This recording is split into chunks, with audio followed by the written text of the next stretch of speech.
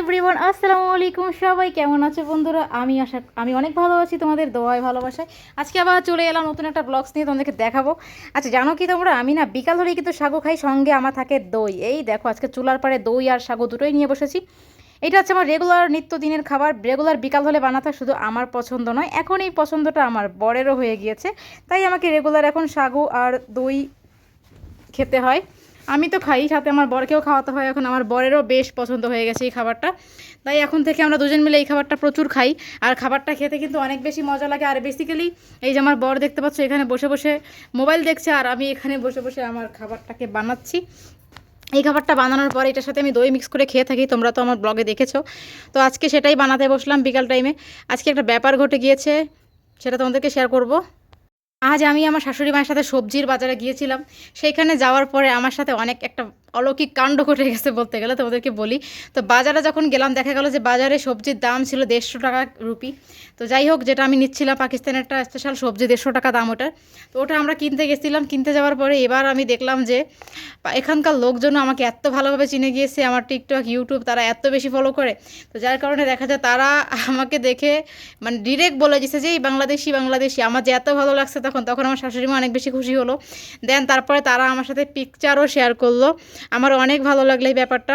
তো আমার শাশুড়ি মা বলতেছে, তুই তো অনেক ফেমাস হয়ে গেলি রে, এবার তো তুই আমাকে চিনবি না, এরকম বলতেছে। আরও ফেমাস হয়ে গেলে কী করবি, মানে অনেক মজার ছলে বলতেছিল। তো অনেক ভালো লাগছে যে আমাকে মানুষ চিনে জানে, পাকিস্তানের মানুষ আমাকে এত বেশি রেসপেক্ট করে, আমি বাংলাদেশি মানুষ বলে আমাকে তারা অনেক বেশি ভালোবাসে। তো বন্ধুরা দেখতে পাচ্ছ আজকে তো আমি রান্নাবান্না করছি রান্নার ফাঁকে, এই জন্য তোমাদের সাথে পরে ভয়েসটা দিলাম, কারণ রান্নার সময় এত কিছু বলতে পারবো না। আর তারপরে যে গরম পড়েছে, এত গরমের মধ্যে আসলে কাজ তো করাই যায় না গরমে। তারপরে এই অবস্থা, আমার চেহারা দেখলে তোমরা বুঝতে পারবে। দেখো, গরমে আমার চেহারা পুরো লাল হয়ে গেছে, পুরো টায়ার্ড হয়ে গেছি ভাই আমি, দেখতে পাচ্ছ। যাই হোক, তো রান্না বান্না তো করতেই হবে বিকাল টাইমে, এটা আমার রেগুলার ডিউটি করে থাকি। এই সাগুটা যখন ঠান্ডা হয়ে যাবে তখন এটার মধ্যে দই দিয়ে আমরা খাই, আমি আর আমার বর। আমাদের প্রচণ্ড পছন্দের একটা খাবার এটা। আর এটা হেলথ অনেক ভালো করে, তোমাদেরকে তো বলেছি, যাদের অনেক পাতলা শরীর আমার মতো তারা এটা ট্রাই করতে পারে। এটা ট্রাই করার পরে কিন্তু তোমাদের শরীরের ওজন যেটা আছে এটা একটু বেড়ে যেতে পারে আশা করি। তো যাই হোক বন্ধুরা, দেখতে পাচ্ছ এখানে আমি খাবারটা বানাচ্ছিলাম। তো এই ঘটনাটা আমার কাছে খুব ভালো লাগছে। এরকম ঘটনা আমার সাথে আগেও আরও 1-2বার ঘটেছে, যখন আমি বাইরে ঘুরতে যেতাম পাকিস্তানে। তো এরকম অনেক মানুষ আমাকে দেখেছে, এরকম ভিডিও কিন্তু আমি অনেকবার বানিয়েছিলাম যে তারা আমাকে কত পছন্দ করে এগুলো নিয়ে। তো আজকের ব্যাপারটা অনেক ভালো লেগেছিল, তাই ভাবলাম যে তোমাদের সাথে একটু কথায় কথায় আমি একটু শেয়ার করে দেই। আর পাকিস্তানিরা কিন্তু বাংলাদেশিদের অনেক ভালোবাসে, বিশেষ করে বাংলাদেশি বলে কথা না, সবাইকেই তারা অনেক ভালোবাসে। তারা অনেক অতিথিপরায়ণ হয়ে থাকে, তারা সবাইকেই সম্মান করতে জানে, ভালোবাসে। তো আমি বাংলাদেশি বলে তারা আমাকে কখনো অসম্মান করেনি। আমি যেখানেই যাই, যদি যদি আমাকে চিনে যায় তাহলে তো ভালো, যদি কেউ আমাকে না চেনে, যদি আমি পরিচয় দিই আমি বাংলাদেশি মেয়ে, তো সেক্ষেত্রে তারা আমাকে অনেক বেশি সম্মান করে। তো আমার এই ব্যাপারটা অনেক ভালো লাগে। প্রচুর গরম পড়ছে, এদিকে দেখো আমার ফ্যানও চলছে এখানে। তো গরমে লাভ নেই, ফ্যানও চালিয়ে রাখছি সাথে সাথে করে। তো এই হচ্ছে আমার ব্যাপার। তো ভাবলাম একটু পানি খেয়ে নিই, প্রচুর পরিমাণে পানির পিপাসা লেগেছে আমার। এই হচ্ছে অবস্থা, এত গরমে আসলে সহ্য করা যায় না।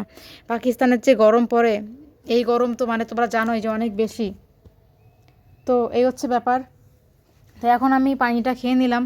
পানিটা খাওয়ার পরে এখন এই যে সাগুটাকে সুন্দরভাবে রান্না করে নিচ্ছি। রান্না করার পরে এটা আমরা দুজন মিলে খাবো, আমি আর আমার একমাত্র বর, ঠিক আছে। তো দেখতে পাচ্ছ বন্ধুরা, আর আমি সত্যি কথা বলতে আমার লাইফ নিয়ে অনেক বেশি হ্যাপি, আলহামদুলিল্লাহ।